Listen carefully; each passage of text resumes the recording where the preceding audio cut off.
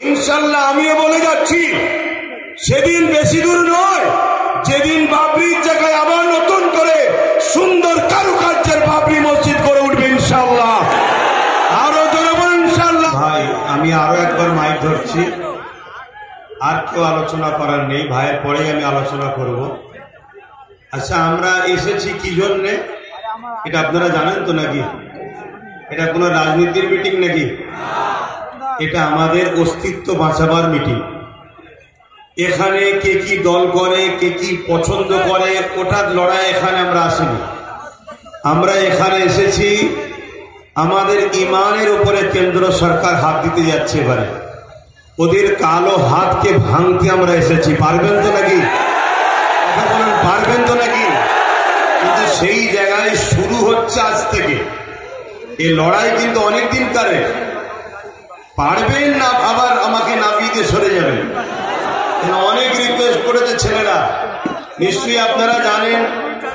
আমি এসব বিষয় থেকে অনেকটা দূরে সরে গেছিলাম, কারণ আজকে যা ঘটছে 2013, 14, 15 সব আমার বলে দেওয়া আছে।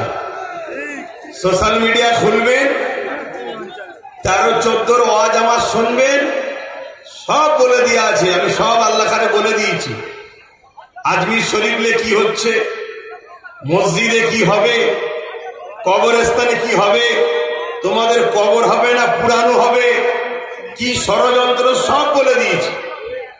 তারপরেও কিন্তু আহলে সুন্নাত ওয়াল জামাতে রাজ্য জুড়ে যারা নেতৃত্ব আছেন, বিশেষ করে আওলাদে আল্লামা বাইজিদ আমিন ভাই অনেক রিকোয়েস্ট করছে, ভাই 2-4টে মানুষের জন্য মন খারাপ করলে হবে না, আপনাকে নাচতে হবে।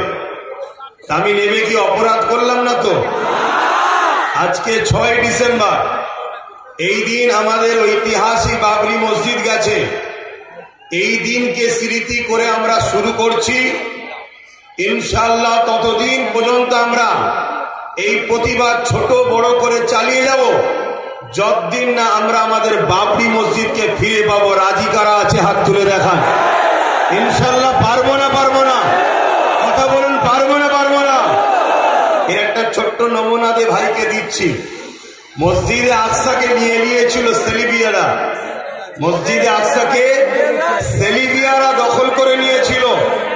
নবচ্ছরে সালাউদ্দিন আইবি বলেছিল, ইনশাআল্লাহ এই মসজিদে আকসা আমি উদ্ধার করব এবং সেখানে একটা সুন্দর মেহরাব লিজে লাগাবো। ইনশাআল্লাহ সালাউদ্দিন আইবির দ্বারাই ওই মসজিদে আকসা একদিন উদ্ধার হয়েছে। তা আমরাও যদি ইমানি বিশ্বাস নিয়ে মহান সৃষ্টিকর্তার উপরে ভরসা রেখে আগাই এবং সততা নাই সত্যের পক্ষে আগায় এবং নেতৃত্ব মেনে যদি আগায়, মুনাফেক যদি চিনে আগায়, ধোঁকাবাজ যদি চিনে আগায়, ইনশাআল্লাহ আমিও বলে যাচ্ছি, সেদিন বেশি দূর নয় যেদিন বাবরির জায়গায় আবার নতুন করে সুন্দর কারুকার্যের বাবরি মসজিদ করে উঠবে ইনশাআল্লাহ। আরো জোরে বলুন ইনশাআল্লাহ। আর এর জন্য কোনো মন্দির ভাঙতে লাগবে না, এটাও ভেঙে দিয়ে যায়। কেন কিছু দালাল গদি মিডিয়া আছে, কালকে কেটে হয়ে করতে পারে।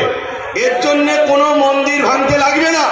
কেন বাবরি মসজিদের জায়গায় কোন মন্দির এখনো হয়নি। চ্যালেঞ্জের সাথে বলছি, কেন আমার খোদার জায়গাতে কোন মায়ের লাল এমন পয়দা হয়নি সেখানে অন্য কিছু করে দেখাতে পারে। জোরে বলুন। এটা কোনো পার্টির মিটিং নয়, যেখানে নরত্ববিদ চলবে, সুবহানাল্লাহ চলবে না, ধর্মীয় মিটিং। কথা মাথায় ঢুকছে তো নাকি? এখানে আমাদের হোমকে প্রায় ভাঙিয়ে দিতে যাচ্ছে কেন্দ্র সরকার। পুরো এখনো ভাঙেনি। পুরো ভাঙলে তার ভয়ানক অবস্থা হবে। তার শুরু 6 ডিসেম্বর থেকে। আগামী দিন দরকার হয় ব্রিগেড, না হয় শহীদ মিনার, যেটাও প্রস্তুত তো নাকি?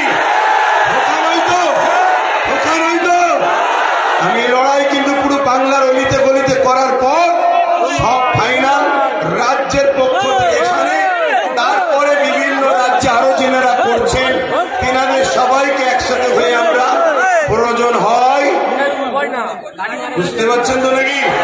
প্রয়োজন